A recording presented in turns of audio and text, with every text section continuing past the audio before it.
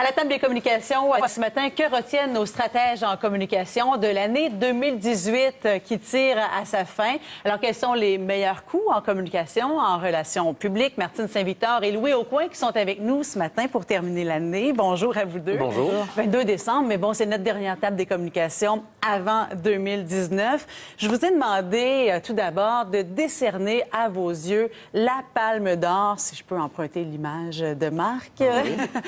Martine, pour vous, en communication, qui a fait le meilleur coup? Pour moi, en fait, je retourne au mois de mars. C'était le magazine National Geographic qui a fait un grand mea culpa et qui, dans un éditorial, en fait, c'est un numéro spécial sur les races.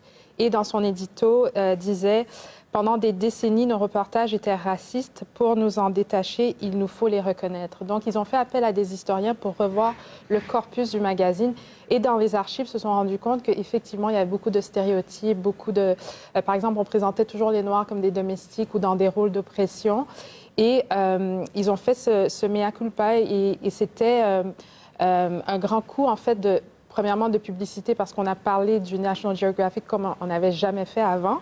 Et aussi, c'est très lourd comme geste, c'est-à-dire c'est très important parce que c'est quand même un magazine dont le rôle est de nous faire voyager, de nous faire découvrir de nouvelles cultures. Et là, ils ont réalisé que pendant des années, depuis les années 1914, 15, 16, que presque tout leur reportage était stéréotypé et raciste. Donc, sur un point de vue personnel, moi, ça m'a beaucoup ému de voir ça, mais sur un point de vue professionnel, je trouve que c'est vraiment un grand coup et qui a certainement forcé plusieurs salles de rédaction à regarder leur propre corpus et à revoir aussi comment ils faisaient les choses. De faire une certaine introspection, finalement, oui, on y va, oui. D'aveux et d'excuses. On a même sorti un article de 1916 oui. Dans lequel on disait que les aborigènes ont été qualifiés de sauvages, qui se classent parmi les moins intelligents de la planète. Oui, même. On avait dit voilà. ça dans le oui, National Geographic. En parlant des aborigènes de l'Australie et oui. ce que Susan Goldberg, la rédactrice en chef, qui est d'ailleurs la première femme de confession juive, je le mentionne parce que ses prédécesseurs étaient tous des hommes catholiques.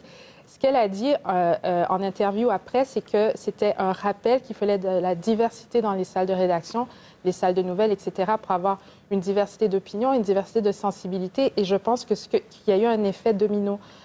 Même en marketing, par exemple, la compagnie MEC, ici, a fait son propre mea culpa des mois plus tard en disant, écoutez, on a revu nos catalogues, il n'y avait pas beaucoup de diversité, ça ne représente pas le marché, ça ne représente pas notre clientèle.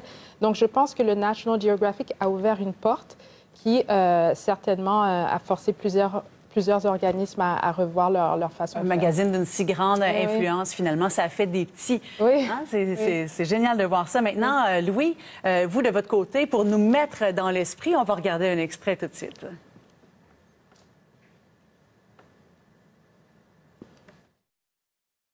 We face a number of important issues around privacy, security, and democracy. And you will rightfully have some hard questions for me to answer. We didn't take a broad enough view of our responsibility, and that was a big mistake. It was my mistake, and I'm sorry. Oui, ça a roulé beaucoup sur les médias sociaux, de voir le PDG de Facebook, Mark Zuckerberg, qui parlait au Congrès aux États-Unis. Oui. Louis, j'étais surprise quand même que vous me disiez que c'était vraiment un bon coup. Bien, moi, je trouve ça extraordinaire parce que ce qu'on ne montre pas, mais en fait, ce qu'on peut comprendre de l'extrait, oui. C'est le niveau de préparation de Mark Zuckerberg. Et là, il faut penser à l'équipe d'avocats, à l'équipe de ressources humaines, aussi à l'interne, parce qu'il faut gérer ce qui se passe à l'interne quand le président de la compagnie comparaît, aux équipes de marketing de Facebook.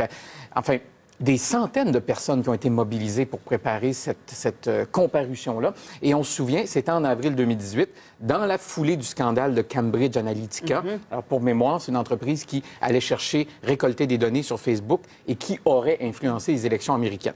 Donc, et ça crée tout un émoi et on convoque devant le Sénat et on convoque devant la Chambre des représentants le président de Facebook. Qui doit s'expliquer. Pourquoi? Oui, qui doit s'expliquer. Et pourquoi je lui donne la Palme d'Or? Bien, je vous invite à écouter un autre extrait qui va nous donner une idée.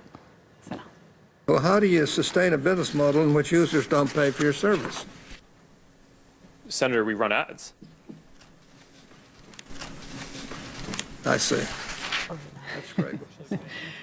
Réponse ultra courte. Réponse ultra courte, oui. Et puis, dans le fond, ce qui se passe là, à ce moment-là, c'est le sénateur Hatch de l'Utah qui lui demande si c'est gratuit, Comment ça se fait? Comment on fait pour faire de l'argent? Ben, il dit, ben, on fait des publicités.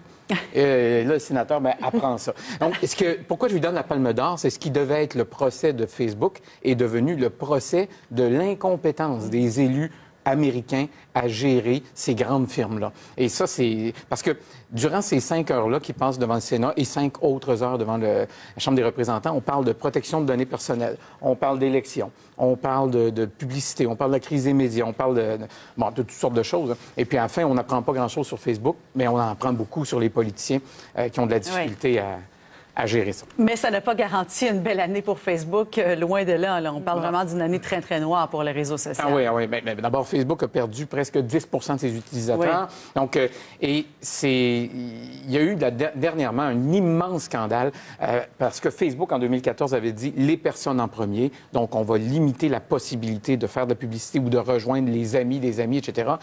Et on s'est rendu compte qu'il y avait des entreprises qui peut-être auraient gardé cet accès-là en échange peut-être d'argent, on ne sait pas. Et puis Facebook a le don de conserver une aura de complot tout le temps autour d'elle. Donc, cette liste-là, elle dit, elle existe, mais je ne veux pas la rendre publique. Donc, ce qui fait qu'on spécule. Et puis, on dit, par exemple, la Banque Royale aurait eu accès. La Banque Royale dit, on n'a jamais eu accès, etc. Donc, on a vu ce balai-là d'opinions contraires dans les médias cette semaine. À votre avis, pour conclure là-dessus, Facebook doit travailler là-dessus en 2019 sur la confiance des internautes. Martine, je vous vois réagir à ça. Oui, c'est parce que ils ont tellement nié, ils sont tellement revenus sur plusieurs de leurs décisions, etc., que je pense qu'on leur fait confiance les yeux fermés, mais de manière presque... fantaisie, si je peux m'exprimer ainsi, parce qu'on sait qu'ils en ont donné, c'est un mal nécessaire presque.